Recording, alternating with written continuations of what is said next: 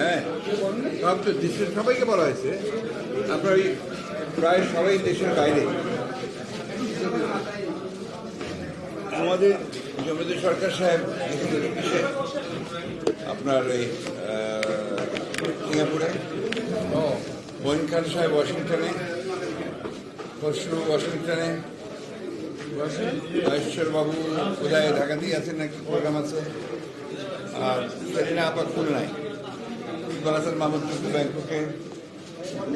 কি করা যায়, আপনারা আমরা তিনজনই আছি এখন এখানে।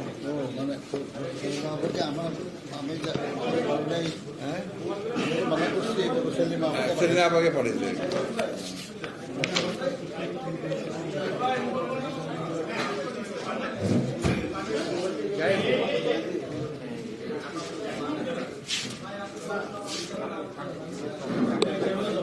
বলো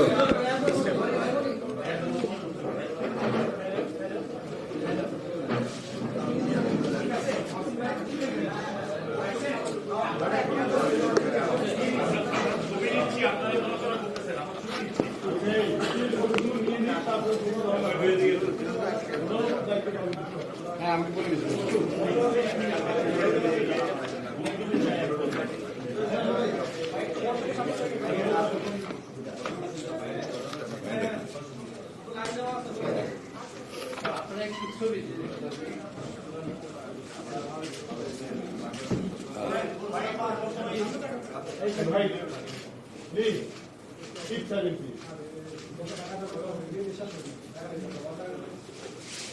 আপনাদের এই প্রোগ্রাম অ্যাটেন্ড করার জন্য আমি আজকে মোটরসাইকেলে আসছি।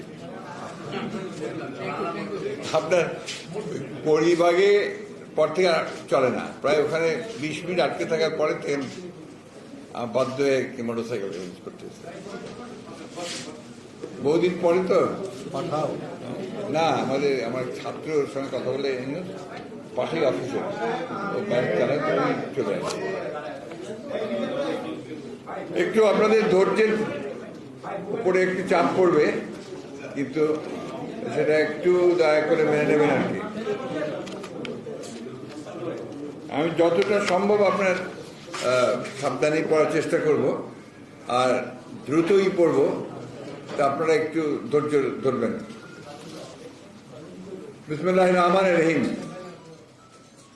প্রিয় সাংবাদিক বন্ধুগণ, যেদিন বাজেট দিয়েছেন অর্থমন্ত্রী সাহেব, সেদিনই আপনারা অনেকেই আমাকে ফোন করেছেন, জানতে চেয়েছেন।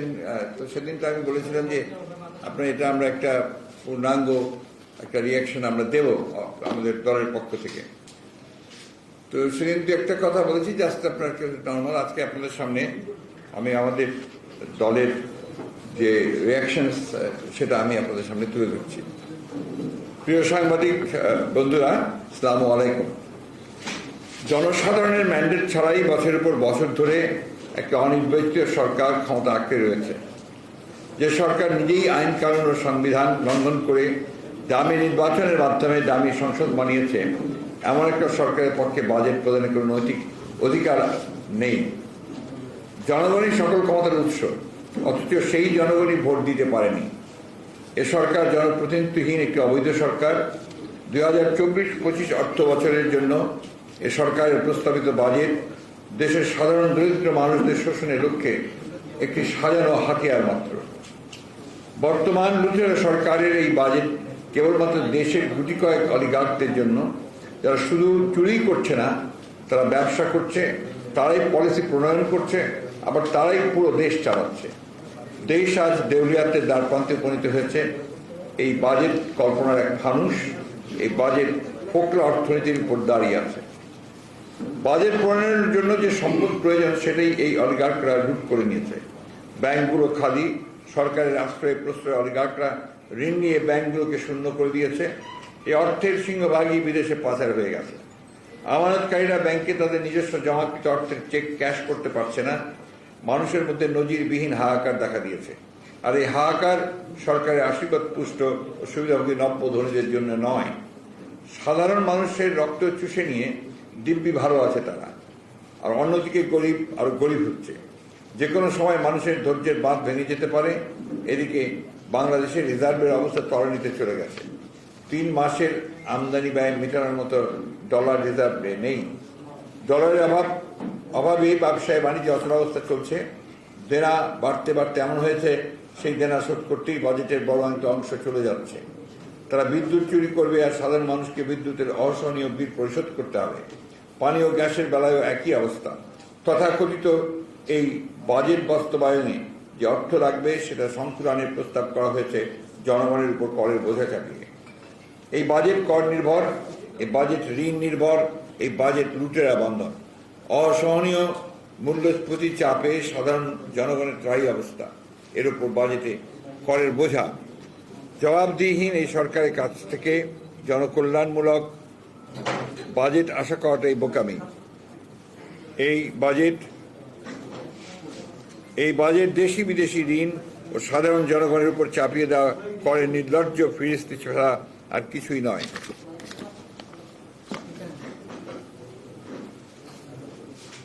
এই বাজেট একদিকে সর্বগ্রাসী দুর্নীতিতে নিমজ্জিত ধ্বংসপ্রায় আর্থিক প্রতিষ্ঠানসমূহ এবং অন্যদিকে গণমানুষের অর্থনৈতিক দুরবস্থার সঙ্গে এক নিষ্ঠুর তামাশা মাত্র। জনগণের সাথে এক করুণ ও হৃদয় বিদারক প্রতারণা। প্রিয় সাংবাদিকবৃন্দ, বর্তমানে বাংলাদেশ লুটেরাদের কবলে। প্রস্তাবিত বাজেট নিজেদের চুরি হালাল করার ধান্দাবাজির বাজেট। এই বাজেটের দেশে অর্থনৈতিকভাবে লুটপাটের পরিকল্পনা করা হয়েছে। আয়ের চেয়ে ব্যয় ধরা হয়েছে অনেক বেশি, অথচ পুরো বোঝাটা চাপিয়ে দেওয়া হয়েছে সাধারণ মানুষের উপর। ঋণ ও ঘাটতিভিত্তিক বড় বাজেট অতীতে বাস্তবায়ন সম্ভব হয়নি, আগামীতেও হবে না।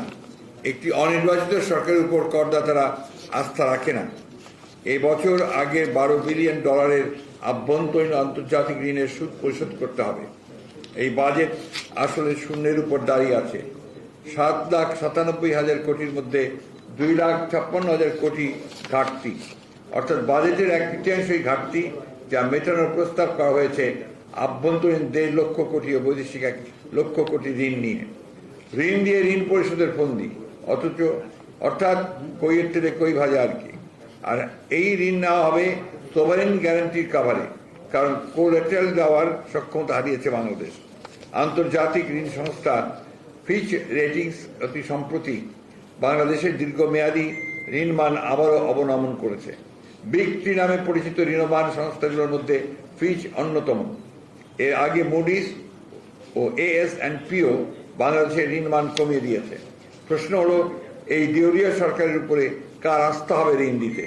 ফলে যা হবার তাই হবে। এমনিতেই পায়ের নিচে মাটি নেই। সরকার কঠিন শর্তের বিদেশি হার্ড লোনের দিকে আরও ঝুঁকে পড়বে, আটকে পড়বে আরও গভীর ঋণ ফলে। এর অবস্থায় বছর শেষে অর্থনীতি মুখ থুবড়ে পড়তে বাধ্য। মাসুল তো আর সরকার বা সরকারের সুবিধাভোগীদের দিতে হবে না। বোঝাটা পড়বে দেশের সাধারণ মানুষের উপর। অসহায় ও নিরীহ দরিদ্র মানুষ মাথা খুঁটে মরবে। উপস্থিত সাংবাদিকবৃন্দ, এই বাজেট কর্মসংস্থান তৈরির কোনো দিক নির্দেশনা নেই। ডলার সংকটের কথা বলে আমদানি সংকুচিত করায় ক্যাপিটাল মেশিনারি এবং র ম্যাটেরিয়াল আমদানি প্রায় অবরুদ্ধ, যার ফলে শিল্প কলকারখানা বন্ধের পথে। ব্যাংকগুলো শূন্য, সুদের হার অনেক বেশি। সরকার নিজেই ব্যাংক থেকে বিপুল পরিমাণ অর্থ ঋণ নেওয়ার বেসরকারি সেক্টরে ঋণ প্রাপ্তির সুযোগ কমে গেছে, যার ফলে বেসরকারি বিনিয়োগ স্থবির হয়ে পড়েছে। ডাইরেক্ট ফরেন ইনভেস্টমেন্ট শূন্যের কোঠায়। 3 বছরের বেশি শিল্প, বিশেষ করে গার্মেন্টস শিল্প বন্ধ হয়ে গেছে ও যাচ্ছে। নতুন কর্মসংস্থান তো হচ্ছেই না। হাজার হাজার শ্রমিক গ্রামে চলে গেছে এবং যাচ্ছে, কিন্তু কারণে কর্মসংস্থান নেই। মানুষের ত্রাহি অবস্থার সৃষ্টি হয়েছে। এই বাজেটে নতুন কর্মসংস্থানের সুযোগ সৃষ্টির কোনো আশা নেই। বাজেটে চাকরি হারানো দুর্দশাগ্রস্ত শ্রমিকদের জন্য কোনো পুনর্বাসন রোডম্যাপ নেই। বাজেট বক্তৃতায় সামষ্টিক অর্থনীতির সূচকগুলো উন্নয়নের ব্যবস্থা নেওয়া হবে বলেও তার বাস্তবিক কোনো পথ নির্দেশনা নেই এই বাজেটে। প্রিয় সাংবাদিক বন্ধুরা, এই বাজেট শুধু গণবিরোধী নয়, এই বাজেট বাংলাদেশ বিরোধী। যে মানুষকে নিয়ে বাংলাদেশ, সেই মানুষ গণমানুষের অস্তিত্বে বিপন্ন হয়ে পড়েছে। পুরো বাজেটটি করা হয়েছে মেগা প্রকল্প, মেগা চুরির জন্য, দুর্নীতি করার জন্য। দুর্নীতির এই ত্রিসংকুল অবস্থায়, অর্থনীতির এই ত্রিসংকুল অবস্থায় উচিত ছিল অপ্রয়োজনীয় মেগা প্রকল্প সমূহ বা অর্থহীন অনুৎপাদক দৃশ্যমান অবকাঠামোগুলো বন্ধ রাখা। সেই অর্থে সেই অর্থ, শিক্ষা, স্বাস্থ্য, কৃষি খাতের মতো গুরুত্বপূর্ণ জনকল্যাণমুখী খাতে ব্যবহার করা যেত। সামাজিক নিরাপত্তা বেষ্টনী আরো সম্প্রসারিত করা যেত, কিন্তু সেগুলো বন্ধ করলে তো দুর্নীতির পথ বন্ধ হয়ে যাবে। তাই বোধগম্য কারণে সেটা করা হয়নি। এবার শিক্ষা খাতে মোট বরাদ্দ জিডিপির 1.69%, যা চলতি বছরে ছিল 1.76, এবং 2022-23 সালে ছিল 1.83, এবং 2021-22 এ ছিল 2.08%। বর্তমান গণবিরোধী সরকার শিক্ষা খাতে ক্রমাগত বরাদ্দ কমাচ্ছে। এবারের বাজেটে স্বাস্থ্য খাতে বরাদ্দ রেখেছে জিডিপি 0.74।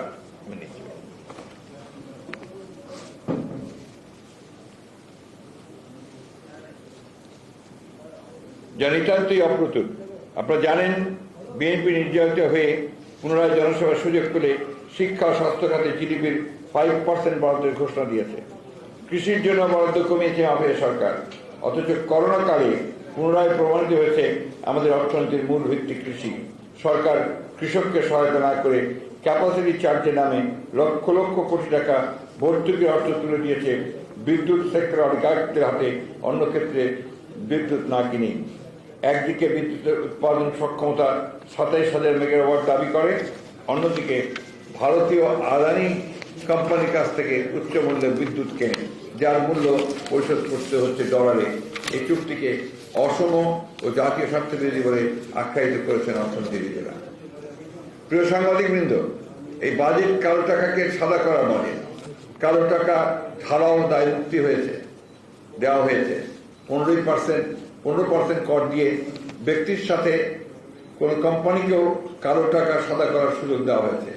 সরকারের কোনো সংস্থাই কালো টাকা সাদাকারীদের কোনো ধরনের প্রশ্ন করতে পারবে না। অর্থাৎ দায় মুক্তি বা আইনি ছাড় দেওয়া হলো। এরপরে সৎ ও বৈধ আয়ের করদাতাদের নিরুৎসাহিত এবং দুর্নীতিকে সরকারিভাবে উৎসাহিত করা হলো। দুর্নীতি করার এহেন লাইসেন্স প্রদান অবৈধ, অনৈতিক ও অসাংবিধানিক। 15% করে কালো টাকা সাদা করার বিপরীতে সৎ করদাতাদের সর্বোচ্চ 30% হারে কর দেওয়ার বিধান বৈষম্যমূলক ও অসাংবিধানিক। এই পদক্ষেপ সংবিধানের 20(2) অনুচ্ছেদের পরিপন্থী। কথায় কথায় দুর্নীতির বিরুদ্ধে জিরো টলারেন্সের বুলি যারা আওয়ায়, তাদের পক্ষে রাজস্ব বৃদ্ধির খোলা যুক্তিতে দুর্নীতির বৈধ লাইসেন্স প্রদান এক অনৈতিক ও সাংঘর্ষিক, তা জেনে শুনেই দুর্নীতিবাদ সরকার অবৈধ সম্পদ অর্জনকারীদের দুর্নীতির এই লাইসেন্স দিচ্ছে। সরকারের আনুকূল্যে বেড়ে ওঠা আজিজ বেনাজিরদের মতো দুর্নীতিবাদদের কালো টাকা সাদা করার ঢালাও সুযোগ সৃষ্টির জন্যই এই ব্যবস্থা নেওয়া হয়েছে। তবে এই অস্বাভাবিক প্রক্রিয়ায় কিছু রাজস্ব আদায় হলেও এটা সার্বিকভাবে রাজস্ব আহরণ ব্যাহত হবে। এই বাজেট দুর্নীতির মাধ্যমে অর্জিত সম্পদ দখলদার আওয়ামী সরকার ও তাদের মাফিয়া গুরুদের মধ্যে ভাগাভাগির এক সুনির্দিষ্ট ইজারাপত্র মাত্র। এটি স্পষ্ট যে বাজেটটি এমন কতিপয় ব্যক্তির মুনাফার জন্য প্রণীত হয়েছে যারা এই অবৈধ সরকারকে ক্ষমতা আঁকড়ে থাকতে সাহায্য করছে। এর কুফল শুধু আগামী বছর নয়, আগামী দশকেও এই জাতিকে বহন করতে হবে। প্রিয় সাংবাদিক ভাই বোনেরা, বাজারে চরম মূল্যস্ফীতির যাতা করে মানুষের নাবিশ্বাস হয়েছে। নিত্য প্রয়োজনীয় দ্রব্য এখন বিলাসী পণ্য হয়ে দাঁড়িয়েছে। মূল্যস্ফীতি চরম চাপে মানুষের জীবন আজ ওষ্ঠাগত। বাজারে সবকিছুর দামে আগুন লেগেছে। মানুষের কেনার ক্ষমতা নেই, মানুষ সঞ্চয় ভেঙে খাচ্ছে, অনেকের সঞ্চয় নেই। এই অবস্থায় মাছ, মাংস, ডিম অর্থাৎ পুষ্টি সমৃদ্ধ খাদ্য কেনা অসম্ভব হয়ে পড়েছে। মানুষ আর এই বুঝে টানতে পারছে না। সরকারি বিবিএস এর হিসাব মতেই গত মে মাসে সাধারণ মূল্যস্ফীতি ছিল 10% কাছাকাছি, খাদ্য মূল্যস্ফীতি 12%। অর্থনীতিবিদ আবার বলছেন যে এটা নিম্ন আয় মানুষের জন্য এটা প্রায় 20%, অনেকেই বলছেন, যেটা আমি পরে বলেছি। এদিকে অর্থনীতি বলছে যে বাজারের বাস্তবতায় সামগ্রিক মূল্যস্ফীতি প্রায় 20% কাছাকাছি, 20% কাছাকাছি।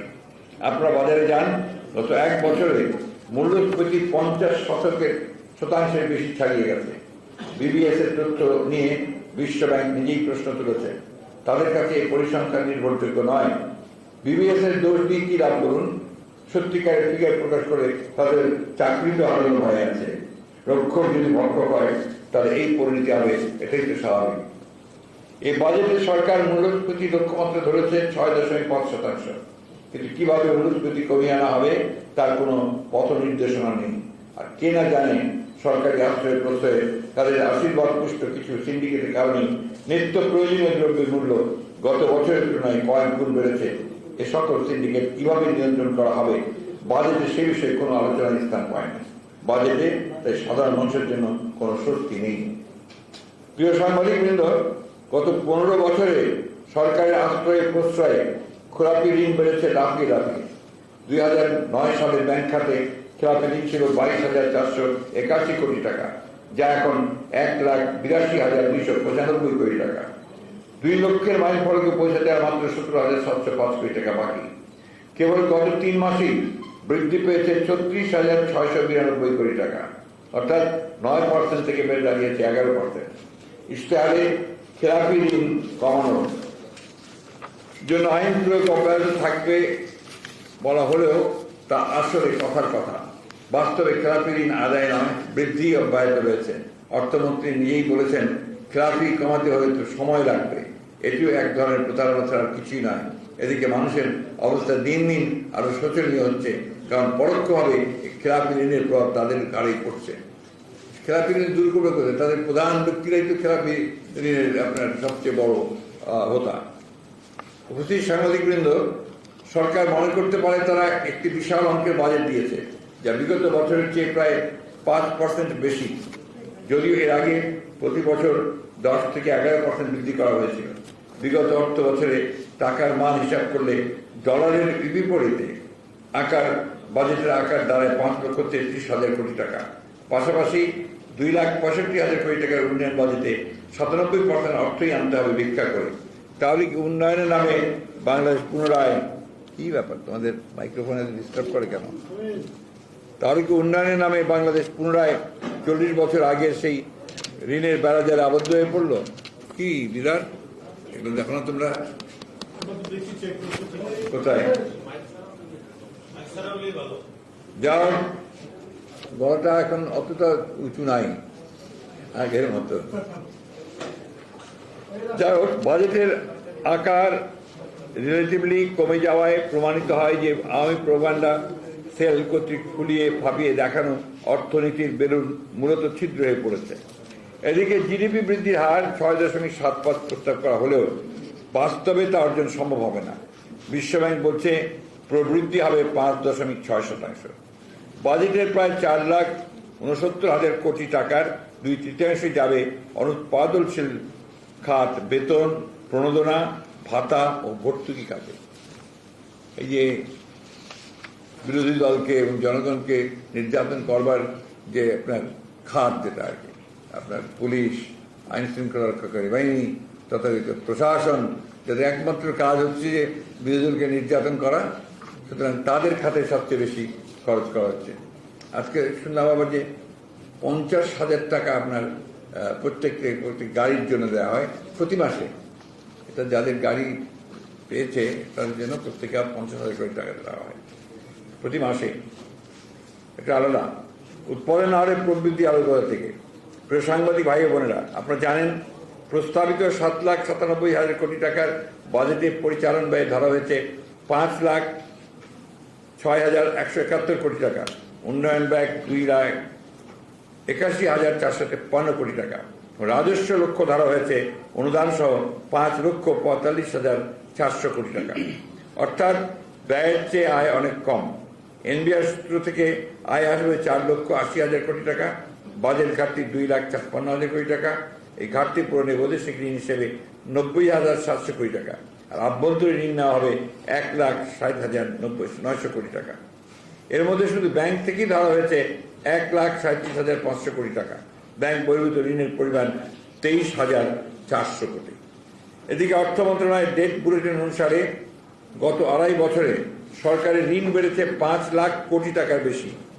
30 জুন 2021 ছিল 11,44,296 কোটি টাকা, আর 2023 সালের ডিসেম্বরে বেড়ে মোট সরকারি ঋণ দাঁড়িয়েছে 59,334 কোটি টাকা।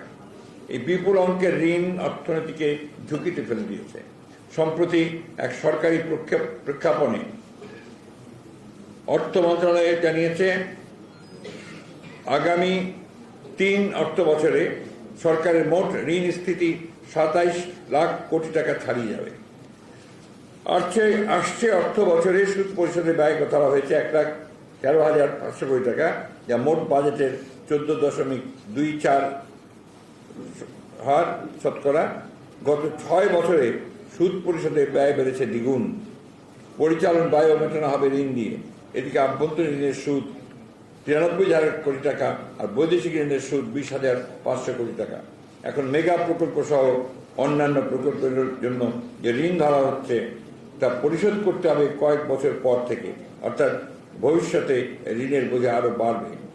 এমনিতেই গত বছর ঋণের বোঝা ছিল মাথাপিছু 1 লক্ষ টাকা, যা গত 1 বছরে বেড়ে দাঁড়িয়েছে 1,55,000 টাকা।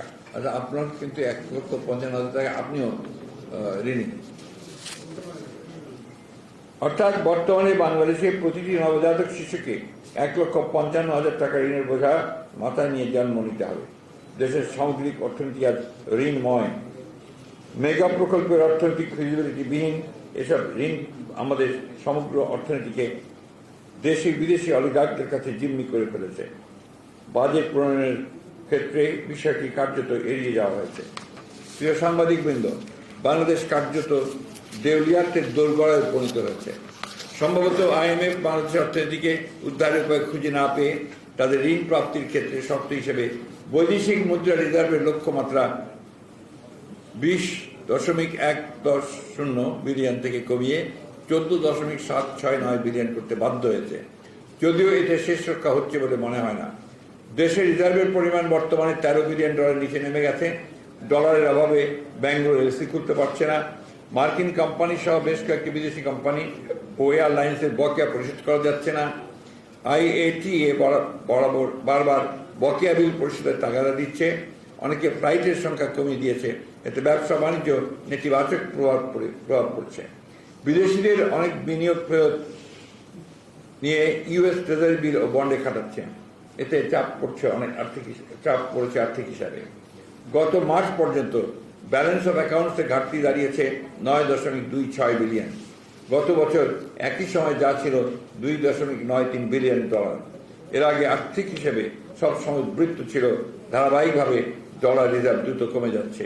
দুঃখজনক হলো সত্য, রিজার্ভ সংকট কাটিয়ে ওঠার কোনো রোডম্যাপই এই বাজেটে দেওয়া হয়নি। অর্থাৎ রিজার্ভ ও ডলার সংকট বর্তমান অর্থনীতির অন্যতম প্রধান সংকট। অর্থ পাচার ও হুন্ডি নিয়ন্ত্রণে কার্যকর উদ্যোগ না নিয়ে ডলার বাজার বাগে আনার চেষ্টা বৃথা হতে বাধ্য। সাম্প্রতিক সময়ে একজন দামি সংসদের প্রতিবেশী দেশে নৃশংসভাবে খুন হওয়ার যে সংবাদ গণমাধ্যমে চালু হয়েছে, সেখানে তার স্বর্ণ চোরাচালান সহ নানাবিধ চোরাচালান সিন্ডিকেটের সাথে জড়িত থাকার কাহিনী উঠে এসেছে এবং এর মধ্যে নেপথ্যের সরকারের আশীর্বাদ পুষ্ট আরও শক্তিশালী পদের কথাও বলা হচ্ছে। মধ্য কথা, কথিত সাংসদ আনোয়ারুল আজিম আনারের ন্যায় কোন লেভেলের মহারথীরা বর্তমান সরকারি দলের নমিনেশন পায়, কারা এই সরকার চালায় তা জনগণের কাছে স্পষ্ট হয়ে গেছে। প্রিয় সাংবাদিক বন্ধুগণ, দেশে প্রতিনিয়ত ধনী ও গরিবের বৈষম্য বাড়ছে। এই বাজেটে পক্ষপাতমূলক নীতি কাঠামো আয় ও সম্পদের বৈষম্যকে আরও বাড়িয়ে দেবে। গত 12 বছর ধরে দেশে গিনিস হক ঊর্ধ্বমুখী যা 2022 সালে 0.99-এ পৌঁছেছে। নিম্ন মধ্যবিত্ত থেকে শুরু করে মধ্যবিত্ত সবার ঘরে ঘরে নুন আনতে পান্তা ফুরানোর যে দুর্বিষহ অবস্থা, সেটা দেখার মতো চোখ বা বুঝার মতো দরদ মাফিয়া সরকারের নেই। শাসক শ্রেণীর এ সকল অভিজাতরা নিজেদের সন্তানদের জন্য আলাদা বিশ্ববিদ্যালয় করার প্রস্তাব দিতেও কসুর করে না। সুইজারল্যান্ডের UBS ব্যাংকের গত সেপ্টেম্বর 2023-এ প্রকাশিত প্রতিবেদন অনুযায়ী অর্থনীতির নানাবিধ সংকট সত্ত্বেও বাংলাদেশে বিলিয়নিয়ারের সংখ্যা 1700 দাঁড়িয়েছে, যারা দেশের GDPর মোট 10% নিয়ন্ত্রণ করে। অথচ এই গোষ্ঠীর কারো টাকা বৈধ করার সুযোগ সৃষ্টি করার জন্যই এই বাজেটে মাত্র 15% কর দিয়ে কালো টাকা সাদা করার আইনি কাঠামো সৃষ্টি করা হলো। অর্থ পাচার অব্যাহতভাবে বাড়ছে। GFI বলেছে 2009 থেকে 2018 পর্যন্ত বৈদেশিক বাণিজ্যের আড়ালে বাংলাদেশ থেকে 4,965 কোটি ডলার পাচার হয়েছে। সিআইডি রিপোর্ট অনুযায়ী এক বছরে হুন্ডি ব্যবসায়ীরা 75,000 কোটি টাকা সমপরিমাণ 7.8 বিলিয়ন ডলার পাচার করেছে। অন্যান্য বছর মিলে প্রতি বছর কমপক্ষে 1.5 লাখ টাকার সমপরিমাণের বৈদেশিক মুদ্রা বিদেশে পাচার হয়ে গেছে। বিদেশে বেগমপাড়া, সেকেন্ড হোম, আবাসিক সম্পদ ও বিত্ত বিভাগ গড়ে তোলার কথা বাংলাদেশের ঘরে ঘরে সকলেই জানে না কেবল সরকার। সরিষায় ভূত থাকলে জানবে কি করবে বলুন? গত 15 বছরে ক্ষমতাসীন সরকারের আমলে 6 বছরের বাজেটের সমপরিমাণ অর্থ বিদেশে পাচার হয়ে গেছে বলে অনেকে মনে করেন। পাচারের সঙ্গে যারা জড়িত তাদের সিংহভাগী সরকার ও ক্ষমতাসীনদের আশীর্বাদ পুষ্ট। আজিজ বেনজির মতো শত শত দুর্নীতিগ্রস্ত পাচারকারী চিহ্নিত হলেও গত 15 বছরে তাদের অনেকেরই বিচার করা হয়নি। অর্থ পাচার করে দেশ ও দেশের মানুষকে ঝুঁকির মধ্যে ফেলে ক্ষমতাসীনদের সহায়তায় তারা নিরাপদে পালিয়ে যাচ্ছে। এই মাফিয়া সরকারের পক্ষে দুর্নীতিবাজদের ধরা সম্ভব না, কারণ এসব দুর্নীতিবাজদের সহায়তায় সরকার ক্ষমতায় টিকে আছে। প্রিয় সাংবাদিক ভাই ও বোনেরা, বাজেট ঘাটতি মেটাতে ব্যাংকিং খাত থেকে যে বিপুল পরিমাণ অঙ্কের ঋণ নেওয়ার প্রস্তাব করা হয়েছে, এতে বেসামরিক খাতের বিনিয়োগ মারাত্মকভাবে বাধাগ্রস্ত হবে। মুদ্রা বাজারে বড় প্রভাব পড়বে। এমনিতেই ব্যাংকগুলো তারল্য সংকটে ভুগছে। আমানতকারীদের 50,000 চেকও ক্যাশ করতে পারছে না। আমানতকারীদের মধ্যে হাহাকার দেখা গিয়েছে। এমনিতেই ড্রাই এসব ব্যাংক থেকে সরকারি যদি এত বিশাল অঙ্কের ঋণ নেয়, তাহলে তারল্য সংকট আরো চরম আকার ধারণ করবে। আমানতকারীদের সর্বনাশ হবে। এমনিতেই কয়েক কোটি বেকার, তার উপর বিনিয়োগ বাধাগ্রস্ত হলে কর্মসংস্থান হবে না। অর্থনৈতিক মন্দাত্ব আরো প্রকট হবে। সামনে অন্ধকার। চরম রাজনৈতিক ও অর্থনৈতিক সংকটের এই চ্যালেঞ্জিং সময়ে গতানুগতিক এই বাজেট কোনো সমাধান দিতে পারবে না। উপস্থিত সাংবাদিকবৃন্দ, জনবিচ্ছিন্ন এই মাফিয়া সরকার বাজেটে যেভাবে করের বোঝা বৃদ্ধি করছে, তাতে মূল্যস্ফীতির চাপে পৃষ্ঠ সাধারণ জনগণের অবস্থা আরো শোচনীয় হয়ে পড়েছে। ইতিমধ্যে বাজেটের প্রস্তাব শুনেই বাজারে মূল্য বৃদ্ধি শুরু হয়েছে। লক্ষ্য করুন, IMF এর পরামর্শ উপেক্ষা করে রাজস্ব বাড়ানোর ক্ষেত্রে এই বাজেট কোনো সংস্কার প্রস্তাব আসেনি। যদিও IMF এর শর্ত পূরণের কথা বলে বিদ্যুৎ ও জ্বালানির দাম ইতিমধ্যে কয়েকগুণ বৃদ্ধি করা হয়েছে। বলা হচ্ছে বছরে 4 বার বিদ্যুতের দাম বৃদ্ধি করা হবে। এমনকি ওয়াসার পানির বিলও গত 16 বছরে 16 বার বৃদ্ধি করা হয়েছে। দেয়ালে পিঠ থেকে গেছে জনগণের। যে কোনো সময়ে গণবিস্ফোরণ হতে পারে। এদিকে যারা কর ফাঁকি দেয়, তাদের নিকট থেকে কর আদায়ের কোনো পরিকল্পনা না করে যারা নিয়মিত কর দেয়, তাদের কাছে থেকে বাড়তি কর আদায়ের দিকে মনোযোগ দেওয়া হয়েছে। মুখে ডিজিটাল বা স্মার্ট বাংলাদেশের কথা বললেও মুঠোফোনের কথা বলার বিল ও ইন্টারনেট পরিষেবার বিল বাড়ানো হয়েছে। ল্যাপটপের আমদানি শুল্ক বাড়ানো হয়েছে। অপরদিকে প্রিন্টের উপর এবারও 15% কর বাড়ানো হয়েছে। তথ্য প্রযুক্তিকে সহজলভ্য করার সরকারি ঘোষণাকে মিথ্যা আশ্বাস ফাঁপা বুলি বলে প্রতীয়মান হয়। ব্যাংকে গচ্ছিত টাকার উপর আবগারি শুল্ক বিভিন্ন স্তর ও হারে বিভিন্ন পরিবর্তন আনা হয়েছে। বর্তমানে 10 লক্ষ টাকা থেকে 1 কোটি টাকা পর্যন্ত স্তরটিকে ভেঙে বিভিন্ন স্তর করা হয়েছে। এছাড়া 1 থেকে 5 কোটি টাকা পর্যন্ত স্তরটিকে ভেঙে দেওয়া হয়েছে। জনগণের পকেট কাটার দিকেই বেশি মনোযোগ দিয়েছে মাফিয়া সরকার। এবারের বাজেটের শুল্ক কর কমেছে এমন পণ্যের সংখ্যাই খুব নগণ্য। ধারাবাহিকভাবে দাম বাড়তে থাকা নিত্য প্রয়োজনীয় ব্যবহার্য পণ্যে কর কমানো হয়নি। যে সরকার নিজেরাই আইন কানুন সংবিধান লঙ্ঘন করে, তারা কিভাবে আর্থিক প্রশাসনিক শৃঙ্খলা ফিরিয়ে আনবে? বাংলাদেশ ব্যাংক কতিপয় অর্থ বিকাশের অধিকার ও দুষ্ট রাজনীতিকের কাছে জিম্মি হয়ে পড়েছে। সরকারি কাজে ব্যয় সংকোচন, ব্যাংকিং খাতে নিয়ন্ত্রণ, শৃঙ্খলা স্থাপন এবং আর্থিক খাতের মৌলিক সংস্কার নিয়ে এই বাজেটে কোনো উদ্যোগ দেখা যায় না। প্রিয় সাংবাদিক ভাই বোনেরা, চতুর্দিক থেকে সর্বগ্রাসী দুর্নীতি বাংলাদেশকে কবজা করে ফেলেছে। দেশ এক অর্থনৈতিক ও রাজনৈতিক মহাসংকটে নিপতিত। এর মূল কারণ সুশাসনের অভাব ও জবাবদিহীন মাফিয়া সরকার। মহাসংকট থেকে উত্তরণের একটাই উপায়, তা হচ্ছে এই মাফিয়া চক্রকে চেপে বসে থাকা মাফিয়া সরিষার কবল থেকে দেশকে রক্ষা করা, তাদের চিরস্থায়ী বন্দোবস্তের স্থায়ী অবসান ঘটানো, দেশে গণতন্ত্র ফিরিয়ে আনতে হবে।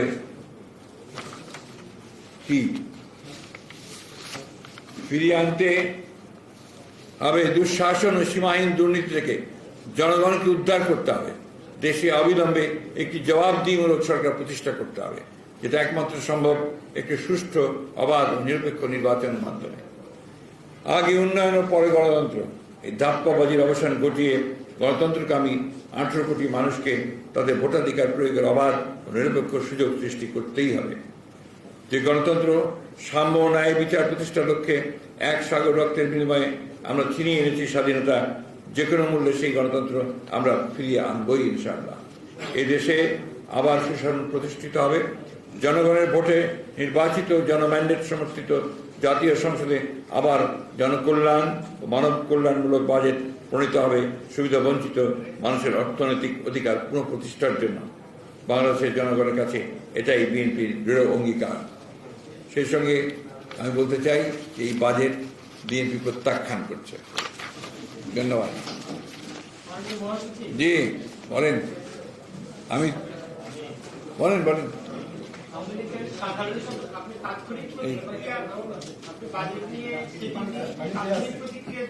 এটা জি, আপনি বাজেট নিয়ে সেদিন যে তাৎক্ষণিক প্রতিক্রিয়া দিয়েছিলেন, তার প্রতিক্রিয়া আওয়ামী লীগ সাধারণ সম্পাদক আপনাদের আমলের কথা বলেছেন যে আপনাদের সময় বাজেটের আগে অর্থমন্ত্রী এক প্রকার ওনার ভাষায় টিকার ছুরি নিয়ে বিভিন্ন জায়গায় দৌড়তেন, তারপরে সেই অর্থ দিয়ে আপনারা আর কি বাজেট প্রণয়ন করতেন।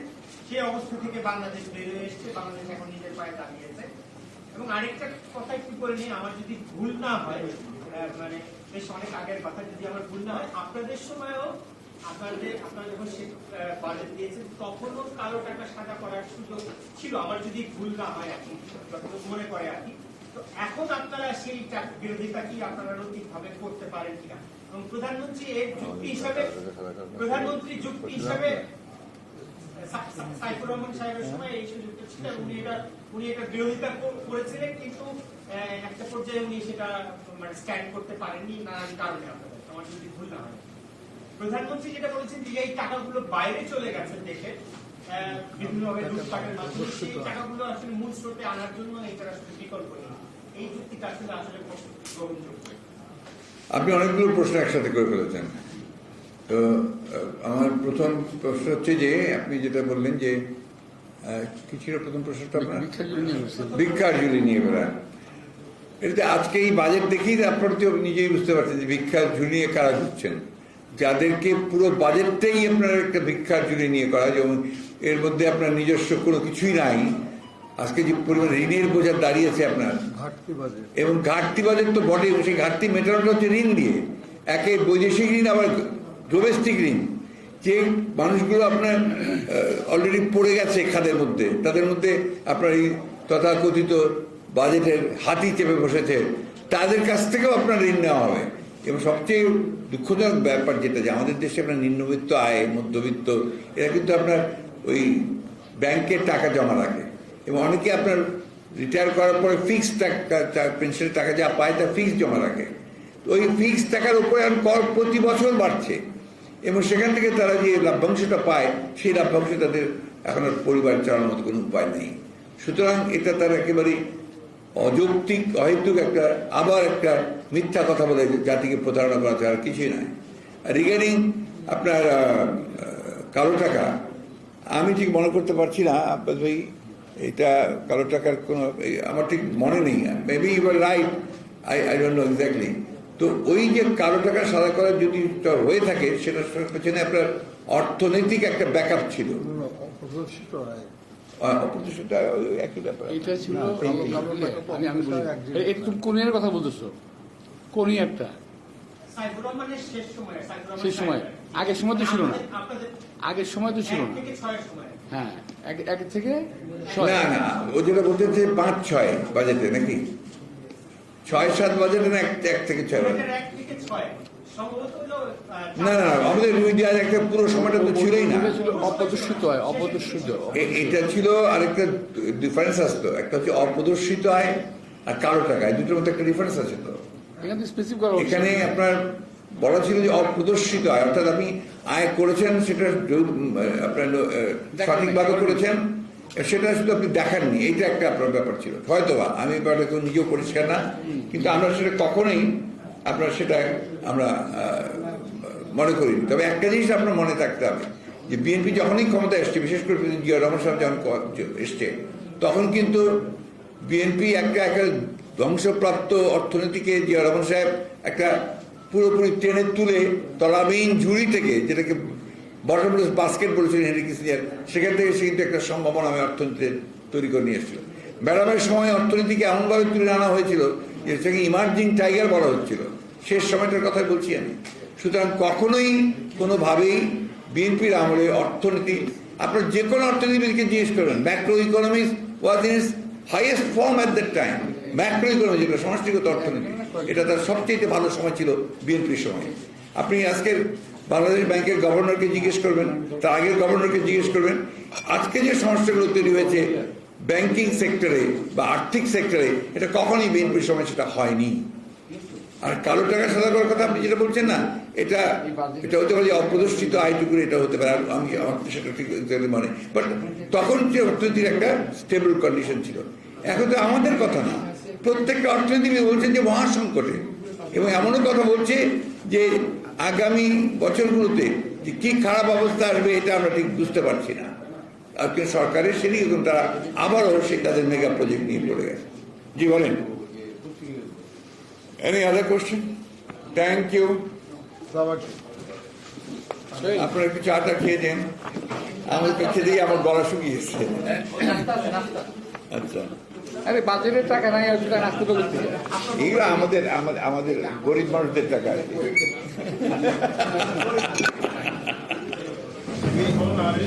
তুমি যে চা নাস্তা কিনছো এর উপর ভ্যাট দিয়ে আসছো না? সব ভ্যাট দিবে। আরে আমরা তো ভ্যাট করে দেশের অর্থনৈতিক রিফর্মটার চারা পাল্টে দিয়েছিলাম। ভ্যাট সাইদুর রহমানকে আওয়ামী লীগ সমালোচনা করছে, সবাই করছে। ভ্যাট কি বলে?